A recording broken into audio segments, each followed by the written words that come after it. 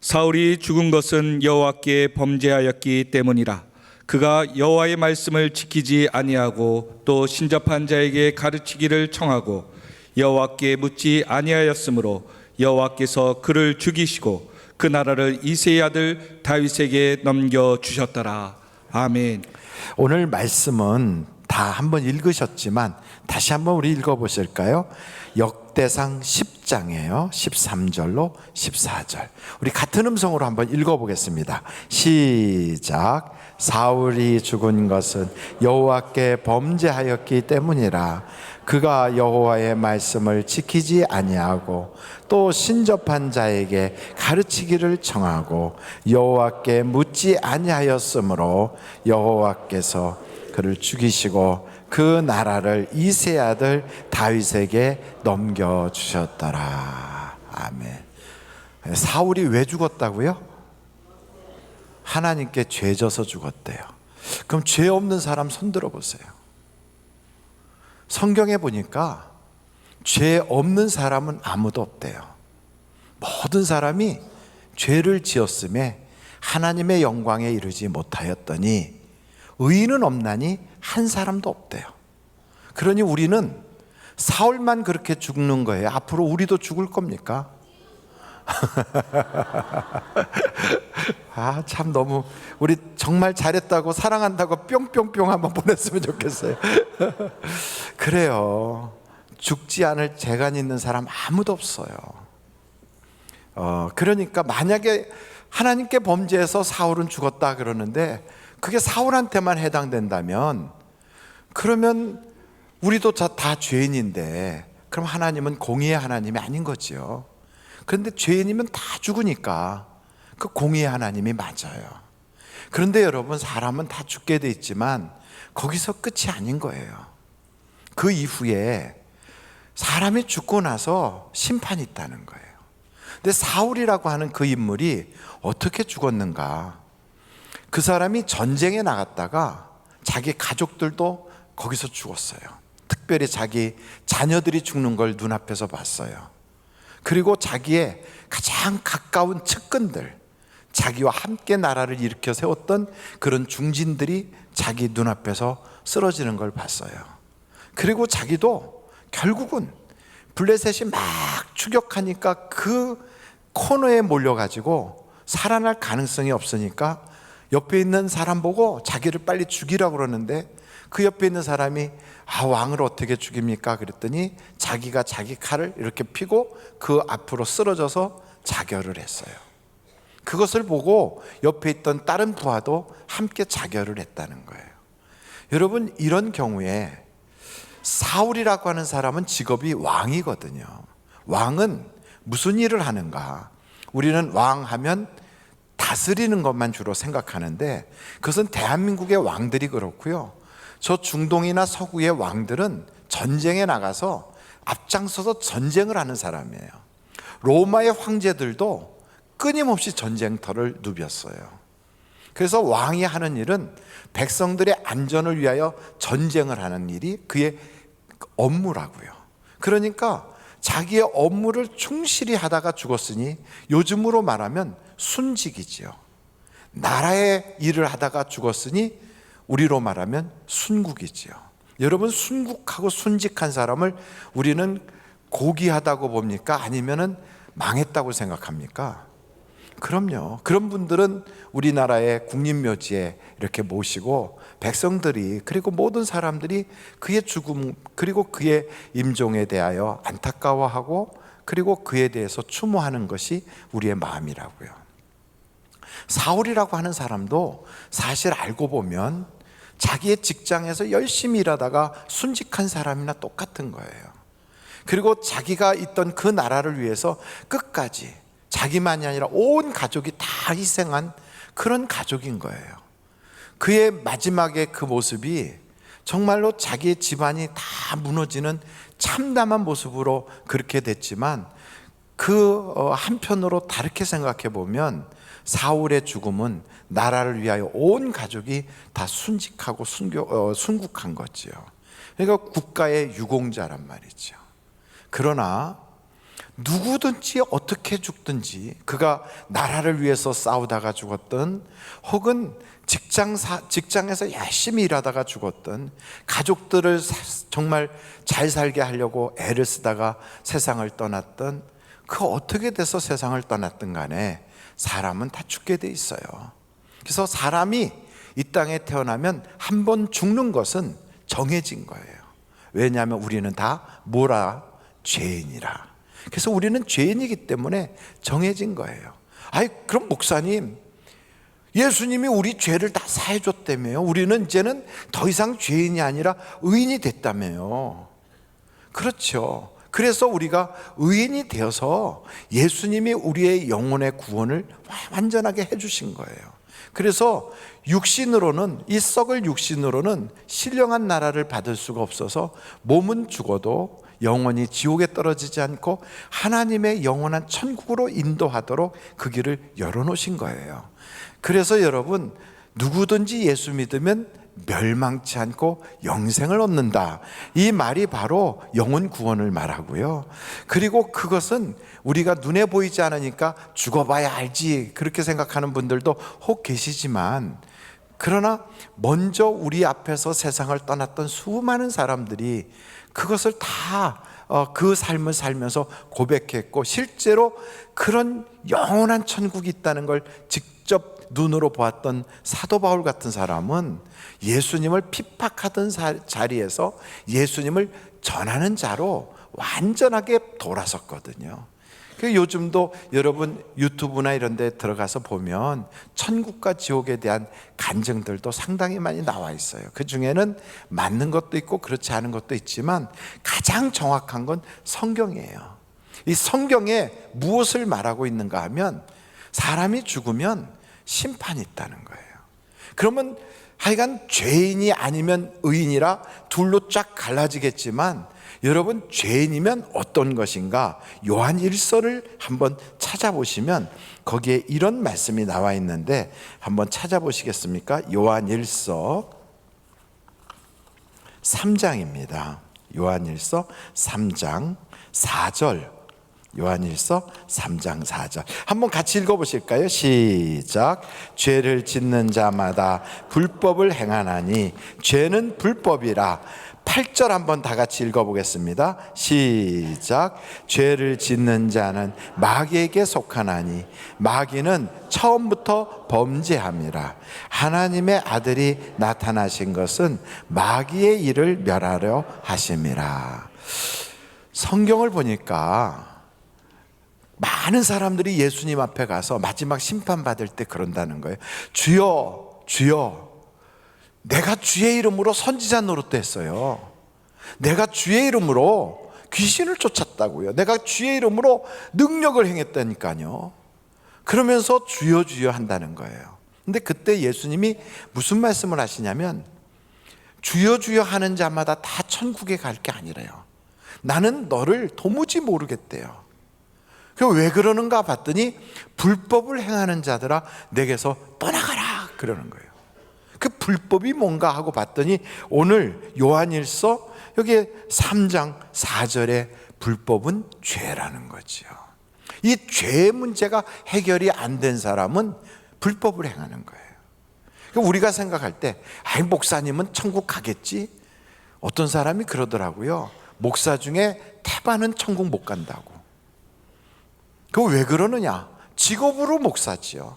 근데 하나님과의 관계에서 예수의 피로 죄 씻음을 받고 그 앞에서 완전히 속죄함을 받은 그런 사람들을 찾기가 아주 드물다는 거예요.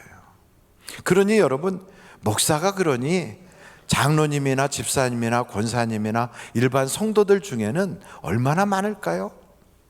제가 볼 때 많은 사람들이 교회를 다니니까, 나는 그래도 하늘비전교회 교인이야, 내가 교회를 몇 년을 다녔는데, 그래도 내가 우리 교회에서 내가 무슨 일을 했는데, 이렇게 말하지만, 혹시 여러분 죄의 문제가 아직 해결이 안 됐다면 불법 가운데 있는 거예요.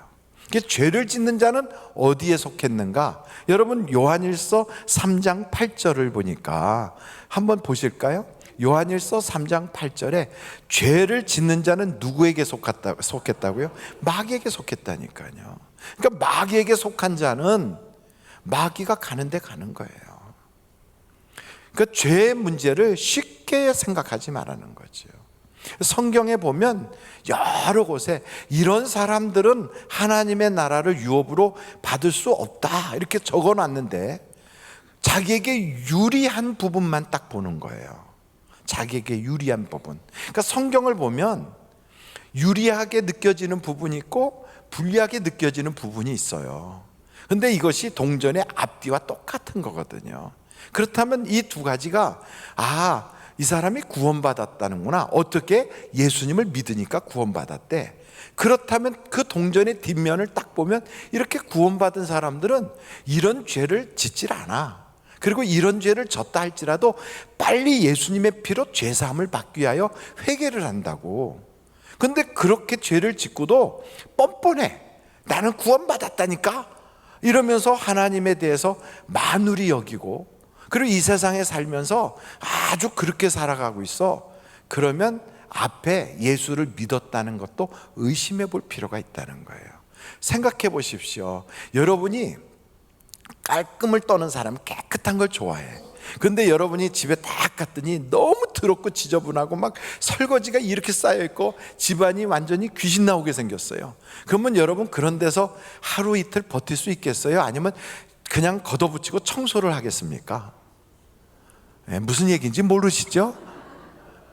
아마도 성격이 깔끔한 사람이면 그 자리에서 그냥 그런 꼴을 보고 있을 수가 없어요. 자기의 성격 때문이라도 일어나서 설거지부터 하고 집안 청소를 막 대청소를 할 겁니다. 그러고 나서 싹 치워놔야 아이고 속이 시원하네 이렇게 할 수 있는 거예요.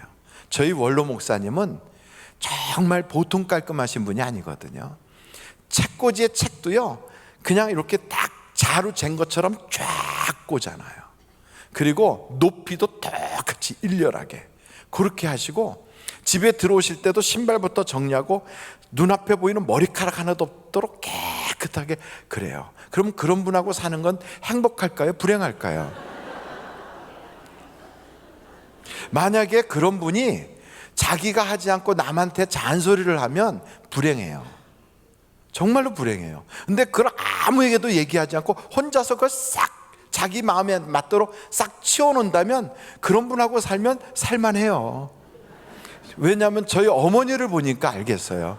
저희 어머니는 막 벗어놓고 막 더럽혀도 하나도 감각이 없으세요. 설거지를 이만큼 쌓아놔도요 그냥 저기 가서 TV 앞에 딱 앉아요. 왜 그러나 보니까 그건 아버지가 할 일이라고 생각해요. 그래서 그걸 보고 답답한 분이 가서 치우는 거죠. 그러니까 아주 편안하게 사시더라고요. 근데 여러분, 성령님이 어떤 분이신가? 내 속에 성령님이 딱 들어오시잖아요. 그럼 그분은 더러운 꼴을 못 보세요. 근데 이분이 그냥 남을 괴롭히는 분이 아니거든. 자신이 알아서 막 치워요. 그러니까 이분이 속에서 내 속에서부터 막 치운다면 어떤 일이 벌어질까요? 내 속에 요만한 죄들도 남지 않고 있는 대로 막 총체 털이개라고 그러나요? 이건 먼지 털이개로 다 털어서 막 걸레질까지 반짝반짝하게 해놓지 않고는 못 견디는 거죠. 그런 성품의 성령님이 내 속에 와 계시는데 내가요 죄를 지면서도 그냥 괜찮고 잘못을 해도 그냥 아무렇지도 않고 그러면 그 성령님이 내 속에 안 계신 것 같단 말이에요. 그러니까 이 동전의 앞뒤면을 딱 보면 벌써 나타나는 거죠. 그래서 여러분 성령님이 내 속에 계시다면 내 마음속에 그런 죄가 있으면요 먼저 내가 그걸 토해낼 수밖에 없어. 먼지 털이개로 털어서 먼지가 막 터져 나갈 수밖에 없어요. 그래서 어떻게 하느냐? 죄를 하나님께 고백하고 예수의 피로 그 죄를 씻게 되어 있어요.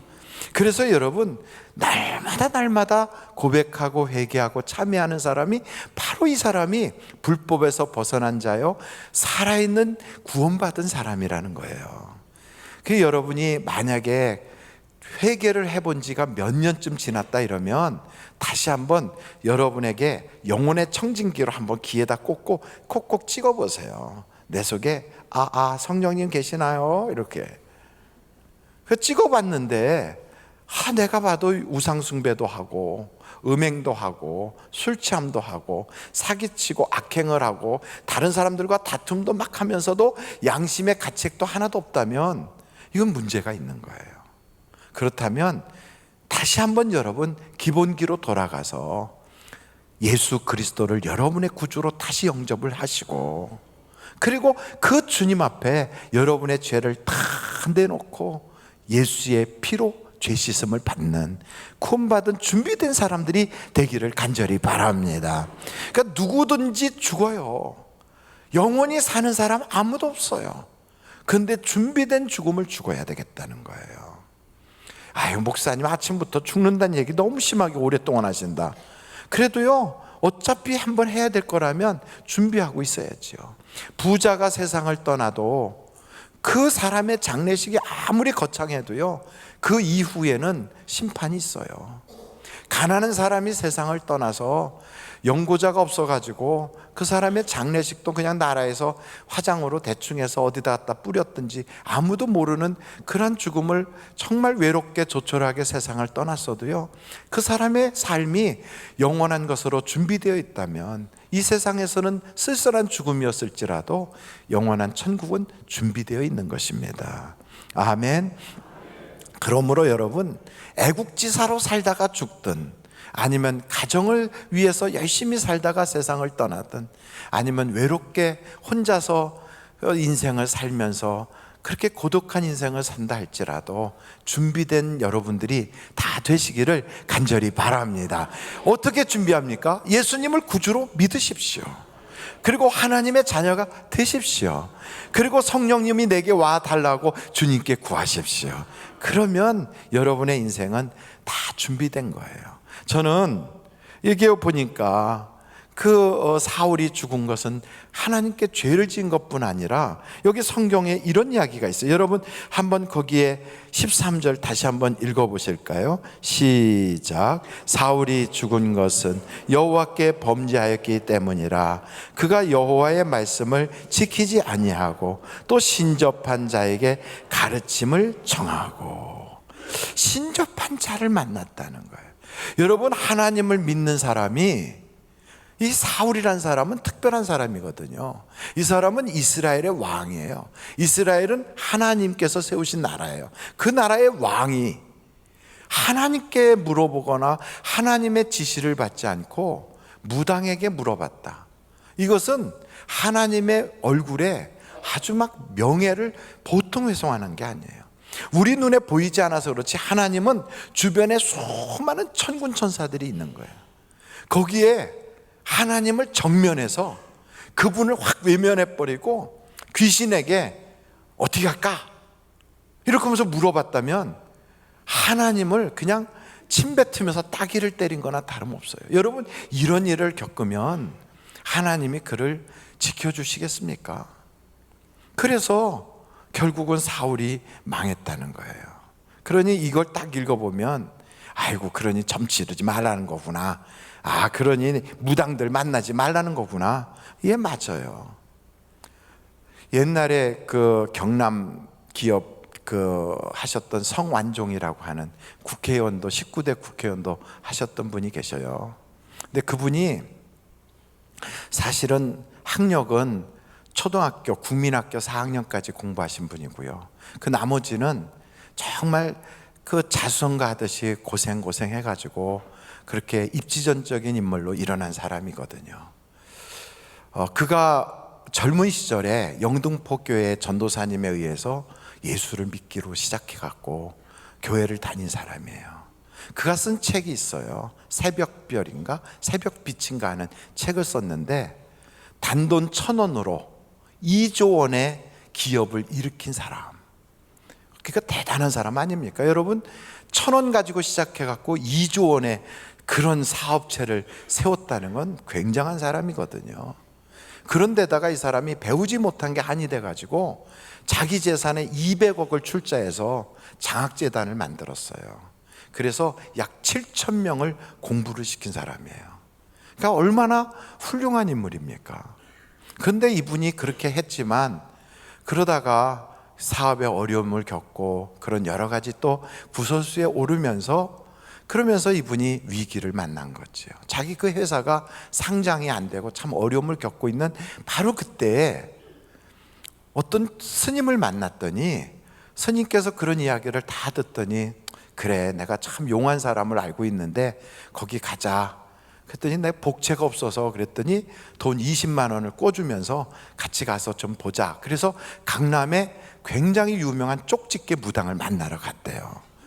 거기가 어딘지 저는 몰라요. 여러분 혹시 저에게 목사님 거기가 어디예요? 물어보실 분이 계시다면 저는 몰라요. 근데 거기를 갔더니 그분이 4월 달이 참 고비겠다고 조심하라고 그러더래요. 그래서 그 이야기를 하는데 그 얘기를 들으면서 고개를 끄덕끄덕하며 그분이 많은 은혜를 받더라는 거죠. 그리고 4월 9일 날 북한산에 올라가서 자살을 했어요. 왜 죽었는가? 너무 억울해서. 자기의 처지가 너무 억울해가지고 그래서 자기에게 이렇게 돈도 받았으면서 자기를 돕지 않는다고 해서 그때 만든 것이 성환종 리스트라 그래갖고 사람들이 이름이 많이 거기 나왔거든요. 아마 이름만 되면 알만한 분들이 거기 계실 거예요. 그게 사실인지 아닌지 몰라도 억울해서 죽었다는 거예요. 저는 그 이야기를 보면서 참 안타까운 거예요. 그렇게 1,000원 가지고 시작해갖고 2조에 되는 그런 기업체를 일군 그런 분이 그리고 그렇게 살려면 얼마나 힘들게 사셨겠어요. 남의 집 헛간에서 잠을 자면서 그러면서 신문을 돌리고 짐을 지어가면서 그리고 어떤 때는 약국에서 심부름을 해가면서 그러면서 몸부림치며 살아보려고 애를 썼던 분이 세상을 떠났다고요. 얼마나 가슴이 아픈지 몰라요. 이 얼마 전에 여러분들은 혹시 기억하시는지 모르겠지만 7월 달인가 금년에 정두원이라고 하는 국회의원이 세상을 떠났어요. 그분이 떠났을 때 높은 뜻 광성교회 담임 목사님이 너무너무 괴로웠다고 그러더라고요. 왜냐하면 그 교회 교인이었거든요. 마음에 많은 아픔과 짐을 가지고 있는데 그거를 좀 편안하게 하려고 계속 상담도 하고 그래서 조금 좋아지는가 싶었는데 그만 세상을 하직했다는 거예요. 너무 가슴이 아프다는 거예요. 이렇게 믿는 사람들이에요, 이 사람들이. 또 한 사람을 예를 든다면 롯데그룹의 2인자로 유명했던 이인원 부회장이라는 분이 계세요. 이분은 충신교회 장로님이세요. 그런데 롯데 신동빈 회장이 조사를 받을 때 회사가 어려워지니까 그 회사의 모든 문제를 자기가 혼자서 다 짊어지고 그리고 저 양평에 가서 자기 이제 은퇴하면 있으려고 했던 그 별장이 거기에 있었대네요. 거기서 밖에 있는 그 가로수 나무에 목을 메고 세상을 떠났어요. 제가 지금 거명했던 분들이 다 크리스찬이에요. 개신교인이에요. 여러분, 우리는 그런 분들을 보면서 어떤 생각을 하게 됩니까? 아이, 그거야 뭐 자살하면 지옥 간다는데 뭐 이렇게만 쉽게 여길 것인가? 아이, 그렇다니까. 그저 성아무개는 그때 무당 만나서 죽었잖아. 아이고 저 사울이라는 사람도 그래서 죽은 거지 뭐. 꼭 그렇게만 이야기하기는 좀 힘들다고요. 우리들은 세상을 살다 보면 고비가 있어요. 재정적으로 어려워진다거나 아니면 우리의 속해 있는 그 단체에서 내가 꼭 책임을 져야 된다거나 체면 때문이든 어떤 책임감 때문이든 뭐 여러 가지 사정이 있어서 내가 코너에 탁 몰릴 때가 온다고요. 사울이라는 인물도 죽고 싶어서 죽은 게 아니에요. 이제는 더 이상 나갈 수 없는 절벽 같은 담이 자기 앞에 꽉 놓이니까 거기서 그가 살 수가 없으니까 죽은 거예요. 혹시나 우리 성도님들 중에 그런 담을 만난 사람들이 있습니까? 내 인생에 여기가 담이구나. 사업의 끝자락에 와 있거나 가정이 이제 더 이상 어떻게 헤쳐나갈 수 없을 때, 자기 인생에 이제부터는 정말 힘들다고 여겨지는 바로 그때, 사울은 그 담 앞에서 자기 인생을 끝내기로 결심하고 칼을 들고 칼 앞에 엎어졌어요. 그런데 여러분, 그 담이 있을 때 다윗은 어떻게 했는가? 여러분, 다윗은 그 담을 하나님을 의지하고 뛰어넘었어요. 쉬운 얘기 같지만 그 담을 뛰어넘은 다음에가 문제예요. 목사님, 맞아요. 그래서 결국은 부도 났어요. 목사님, 결국은 그래서 내 직원들한테 줘야 될 거 제대로 못 줬어요. 나하고 거래했던 사람들에게 엄청난 손해를 끼쳤어요. 그래요 목사님, 내가 그거를 그때 칵 쌓았고 내가 칵 죽어버렸으면 다른 사람들에게 피해가 안 가는데 내가 살아있으므로 그때 그 사람들에게 피해가 많이 가고 있어요. 막 이런 얘기가 들려지면 참 고민스럽잖아요. 근데 여러분, 저는 여러분에게 이렇게 말하고 싶어요. 특수훈련을 받는 특공대들, 혹은 우리가 군대에서 말하면 굉장히 훈련이 고도의 훈련을 받는 그런 군인들이 있잖아요. 특수부대. 이 사람들은 죽는 것을 훈련하는 게 아니라 생존을 훈련해요. 그래서 막 시궁창에다가 빠뜨려서 거기서 막 헤쳐나오게 하고, 그리고 막 갯벌로 끌고 가서 그 뻘에서 막 그 다 진흙으로 팩을 하듯이 뒤집어 쓰고, 그리고 산에다 집어 던져놔서 산에서 막 그 뱀도 잡아먹고, 그러면서 생존하는, 끝까지 살아남는 거, 그것이 그들에게는 용감한 것이고 죽지 않고 살아남는 것이 특별한 능력으로 인정받는 거예요.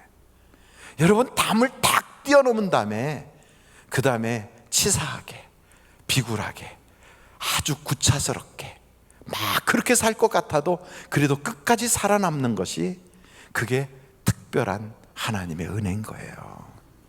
우리는 일본 사람들의 그 옛날 활복 자살하듯이 내가 다 책임지리라 쫙 이렇게 하고 옆에서 기다렸던 부하가 목을 딱 치는 그러한 활복, 배를 이렇게 활로 잘라서 죽는 그런 것을 우리는 멋있다고 일제의 잔재로 배워왔어요. 그래서 책임지는 모습이 참 괜찮다고 여겨진 거죠. 근데 그게 아니에요. 멋있는 삶이란 끝까지 살아남는 게 멋있는 거예요. 그래서 성경에 보니까 비굴하게 살지 말고 멋지게 살자 이러지만 그게 아니에요. 치열하게 살아남는 것이 멋있는 것이에요. 한번 여러분 절 따라해 보실까요? 치열하게 살아남는 것이 멋있는 것이다. 그러고 나면 그 다음에 하나님이 그를 일으켜 세울 때가 오는 거예요. 왜 내가 내 인생의 주인이 됩니까? 여기까지가 내 인생이구나 하고 내가 혼자 판단하고 딱 결정한다는 건 자기가 자기 인생의 주인이에요. 그렇게 살지 마세요. 하나님이 주인이 된다면 그 고비도 하나님이 허락한 거구나, 그걸 우리가 알아야 돼요. 그래서 시편의 23편에 보면 사망의 음침한 골짜기가 나와요. 거기가 끝인 것 같아요. 사망의 음침한 골짜기니까 이제 뭐 더 살아서 뭐해, 이럴 수 있는 그 위기에 그걸 버티고 났더니 그 다음에 하나님께서 상을 베풀어 주시고 머리에 기름을 발라주시는 거예요. 그것이 바로 하나님이 우리를 이끌어가는 방법이에요. 사울이 구차하지만 살아남았다면 그는 초대 왕으로서 뭔가를 더 멋있는 앞으로의 일들이 있었을 수 있어요. 다윗도 그 비슷한 일들이 많았거든요. 비참하게 자식에게 막 쫓겨 도망갈 때, 또 때로는 그냥 블레셋에 잡혀가지고 얻어맞고 미친 채까지 할 때 참 구차하잖아요. 비굴해 보이죠? 지저분해 보이죠? 아니에요. 그런데 그 다음에 하나님의 역사가 있는 거예요. 그래서 절대로 포기하지 않기를 간절히 바랍니다. 한번 절 따라 해볼까요? 절대로 포기하지 마라.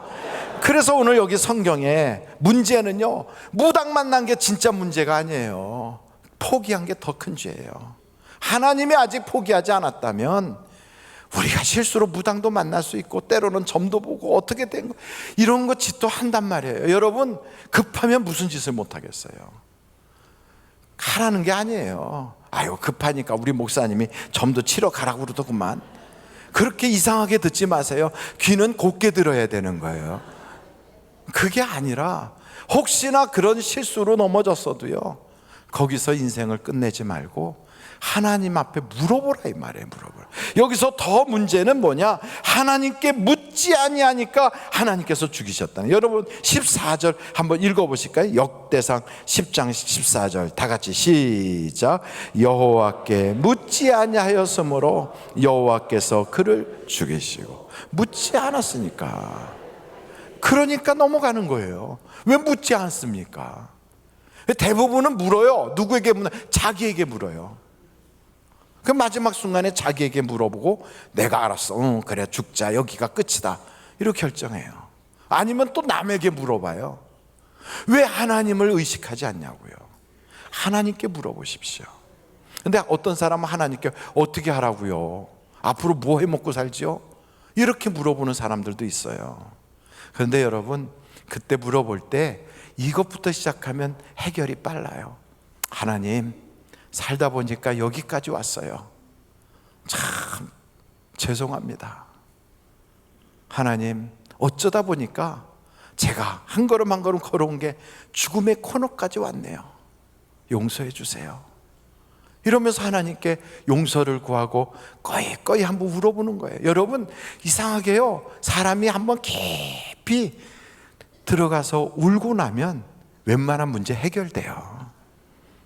그래서 여자분들은 그런 걸 잘해요. 속상하고 막 화딱지 나면 슬픈 영화를 한 편 딱 보고 나면 아무것도 해결 안 됐는데 마음이 해결되니까, 그러니까 그 다음에는 살아갈 수 있어요. 근데 남자들은 안 그래. 어려움이 오잖아요. 내가 다 책임져야 돼. 가정도 내가 책임지고, 집안도 뿐 아니라 나라도 내가 책임지고, 교회도 내가 책임지고. 언제 그렇게 우리가 책임질 만한 힘이라도 있었나요? 우리는 자기 인생도 무거워서 책임 못 지는 사람들인데, 그러니까 하나님께 맡기라고요. 그리고 하나님 앞에 회개하고 잘못됐다고 한참을 울고 나면 성령께서 우리를 담을 뛰어넘어갈 수 있는 힘을 주시는 거예요. 그러고 나면 그 다음에 역사가 나타나요. 그래서 저는요, 여기 성경을 쫙 보다 보니까 방법이 다른 게 없더라고요. 첫째는 하여간 인생을 살면서 절대로 포기하지 마라. 두 번째는 하나님께 무조건 물어봐라. 세 번째, 우리의 인생의 생명을 귀하게 여겨라. 여러분, 내 생명을 귀하게 여기면 이 귀한 것을 하나님께 마지막에 드릴 때 이것이 얼마나 놀랍겠어요. 자존심보다 못하게 생명을 여기고, 인생에 무슨 사람들이 뭐라고 하는 그런 가십보다도 못하게 여기고, 자기 생명을 그렇게 여기면 되겠어요. 내 생명이 너무너무 귀하니까 하나님이 하나밖에 없는 아들까지도 나에게 주셨는데 그 생명을 왜 하찮게 여기냐고요. 그래서 여러분, 여러분의 생명을 아주 귀하게 여기셔서 마지막 순간 우리 주님께서 그래 잘했어 하는 그날을 바라보고 버티고 나가는 거예요. 그래서 저는 이렇게 인생 살다가 힘들면 이런 노래도 한번 불러보는 거지요. 내가 지금 사는 것 주님의 크신 은혜요, 주를 믿게 된 것은 더욱 크신 은혜라. 넘치는 주의 사랑, 놀라운 주의 은혜, 날마다 경험하며 주께 감사합니다. 세상에서 당하는 환난 고초 많으나 이길 힘을 주시니 더욱 크신 은혜라. 답답할 때 기도로, 쓰러질 때 손길로 어루만져 주시니 주여 감사합니다. 하늘에는 영광이, 우리에겐 기쁨이 날로 더해가는 것, 더욱 크신 은혜라. 쌓여진 사랑도 감당할 길 없어서 몸과 마음 드립니다. 진정 감사합니다. 기도하시겠습니다.